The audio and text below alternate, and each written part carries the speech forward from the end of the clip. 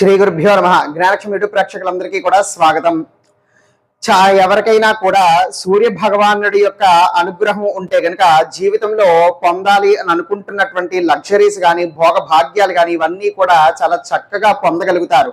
అందులో ఎటువంటి సందేహము కూడా లేదు. జాతకరీత్యా కూడా సూర్య భగవానుడి యొక్క స్థానాలు చాలా చక్కగా బాగున్నాయి అంటే గనుక జీవితంలో ఉన్నతమైనటువంటి లగ్జరీస్ భోగ భాగ్యాలు ఇవన్నీ కూడా తను ప్రసాదిస్తాడు.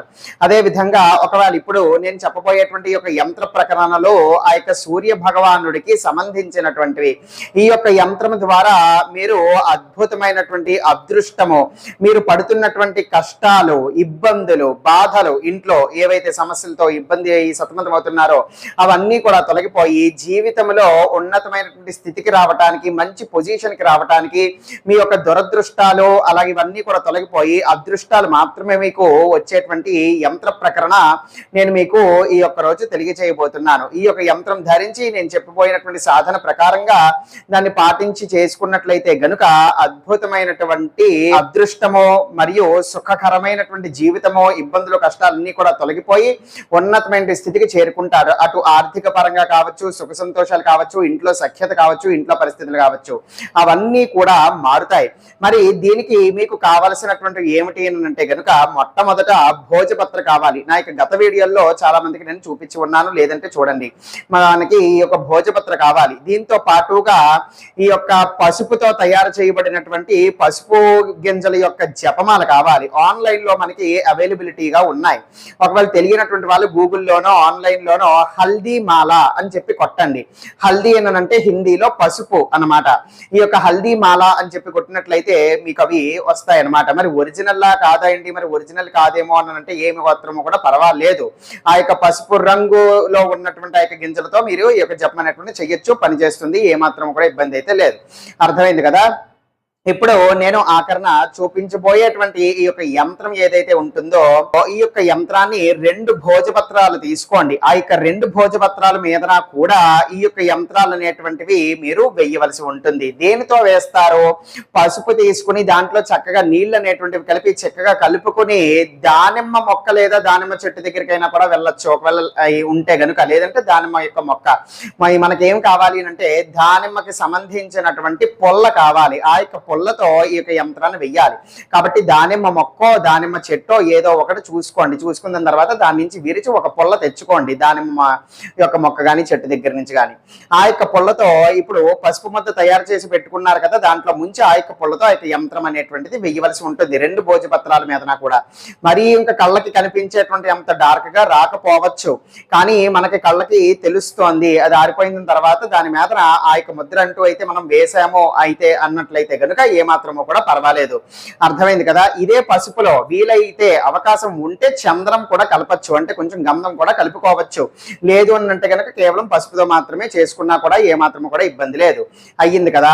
ఇప్పుడు ఈ విధంగా 2 తయారు చేసుకున్నారు. 2 యంత్రాలు తయారు చేసుకున్న తర్వాత ఒకటి చాలా జాగ్రత్తగా చుట్ట పెట్టేసి చిన్నదిగా చేసేసి ఒక తావీజులు అమ్ముతారు బయట.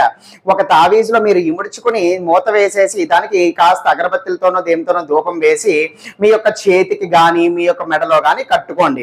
కట్టుకున్న తర్వాత ఇప్పుడు ఇంకొక యంత్రం ఉంటుంది. ఇప్పుడు దీన్ని ఏం చేస్తారో చాలా చక్కగా ఏదైనా కూడా పీట అంటే చెక్కతో మాత్రమే తయారు చేయబడినది ఉండాలి.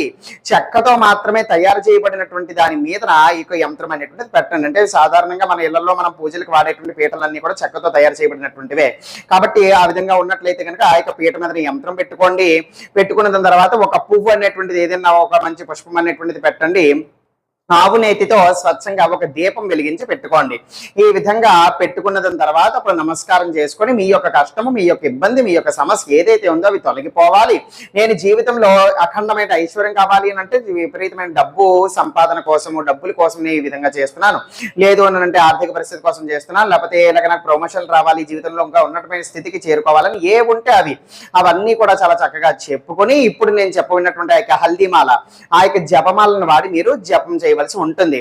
వరుసగా 11 రోజులు మీరు దీన్ని చేయవలసి ఉంటుంది. ఆదివారం నాడు మొదలు పెట్టాలి. చక్కగా శుచిగా తలస్నానం చేసి మంచి బట్టలు కట్టుకుని కూర్చొని మొదలు పెట్టండి. ఆదివారం నాడు మొదలు పెట్టిన తర్వాత వరుసగా 11 రోజుల పాటు చేయాల్సి ఉంటుంది. రోజుకి కనీసం 1000 సార్లు చేయాలి. మనకి ఈ యొక్క మంత్రశక్తి చూపించడానికి, దీని యొక్క ఫలితాలు మనం అనుభవించడానికి దీనికి చెప్పబడినటువంటి సంఖ్య 11,000 మనం చెయ్యాలి. ఈ యొక్క 11,000 మీరు 11 రోజుల్లో పూర్తి చేయాలి. ఒకవేళ ఈ రోజు మీకు ఎక్కువ సమయం కుదరలేదు, 500 సార్లే చేశారనుకోండి, మరి మరుసటి రోజు 1500 సార్లు చేయాలి. ఇక్కడ ఈ రోజు వదిలేసినట్టు 500 కూడా కలిపి మొత్తానికి 11 రోజుల్లో మీరు ఖచ్చితంగా 11,000 సార్లు దీన్ని పూర్తి చేయవలసి ఉంటుంది. ఈ విధంగా 11,000 సార్లు పూర్తి చేసేసిన తర్వాత ఇప్పుడు ప్రతిరోజు ఆ యంత్రం ముందు కూర్చొని ఒక పుష్పం పెట్టడము, జపం చేసుకోవటము అంతే. ఇప్పుడు దాని తర్వాత ఇప్పుడు ఆ యొక్క యంత్రాన్ని చాలా చక్కగా మీ యొక్క పూజా మందిరంలో దేవుడిలో ఉంచుకోండి. మీకు చాలా మంచి ఫలితాలు ఉంటున్నాయి. చాలా అద్భుతమైనటువంటి విధంగా ఆర్థిక పరంగా, ఇంట్లో పరంగా అన్ని పరిస్థితులు కూడా మారాయన్న తర్వాత ఒక వారమో 11 రోజుల్లో దాన్ని అదే భద్రంగా జాగ్రత్తగా ఉంచుకుని దాని తర్వాత దాన్ని చెరువులోనో నదిలోనో విసర్జించేయండి, వదిలేసేయండి. ఈ యంత్రం మరి జాగ్రత్తగా ఉంచుకోవాలి అని అంటే అది ఎగిరిపోతుంది, చిరిగిపోతుంది అని అనుకున్నటువంటి వాళ్ళు లామినేషన్ చేయించుకోండి. దాన్ని జాగ్రత్తగా అలాగా ఒక నెట్ షాప్కో దేనికో వెళ్ళి దీన్ని జాగ్రత్తగా 2 వైపులా కూడా ఇలాగా స్టిఫ్గా ఉండేటట్టుగా లామినేషన్ చేయండి అంటే వాళ్ళు చేసి మనకి ఇస్తారు. ఇప్పుడు ఆ యొక్క యంత్రం ఏమిటో నేను మీకు చూపించిన తర్వాత ఈ యొక్క వీడియో అనేటువంటిది ముగిస్తాను. సర్వే జనా సుఖినో భవంతు. శివార్పణమస్తు. ఇప్పుడు మీరు చూస్తున్నటువంటిది ఆ యొక్క మంత్రము నేను ముందుగానే మీకు చూపించి ఉన్నాను. మంత్రము 2 బీజాక్షరాలు మాత్రమే. హ్రీం సహ ఇది మంత్రము.